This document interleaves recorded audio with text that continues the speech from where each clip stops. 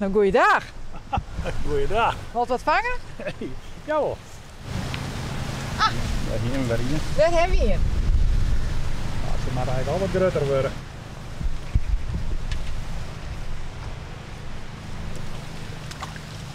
Ja, je doet het net voor. Nou, nee, we proberen altijd, grote vissen te vangen zelf. En dat is een beetje de uitdaging hier. Want het lijkt me ook wel eens een eenzame gebeurtenis. Nou, nee, het is net echt eenzaam. Ja, ik ben eigenlijk altijd praten met mijn matenvisje, die zitten een beetje verderop. Dan is het echt leuk gezellig. Ik ben er een beetje even mooi uit. Ja. En met Gezellig, je zit meters uit elkaar. Ja, nou al, nog vanwege de wien even. Maar hoor, daar zetten wij altijd wat binnen. Want... Ik zei, ik ga achter bij hem gezeten. Die moest hier achter de hagen, maar daar kan ik niet mee bijzitten.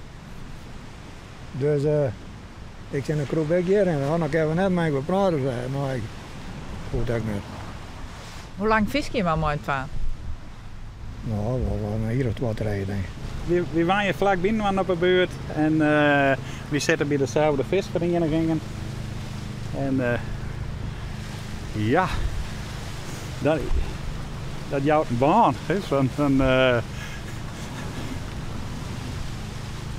Ja, dat is eigenlijk zie je me altijd even op. Had van de week vrij of had even zin om te feestje van.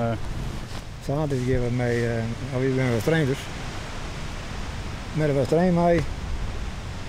En dan de andere week zaterdag dan hebben we een van het rijden en dan gaat het andersom. En in de zomertijd hebben we een wedstrijd en een wedstrijd op Tidion. En dan geven we daar ook mee te geven. Maar dan had het plan hier en de prijzen. Hij is een betere visker, ja. Hoe Ja. dat zo? Hij is wat ouder, ja, de wijsheid wat meer. Dus,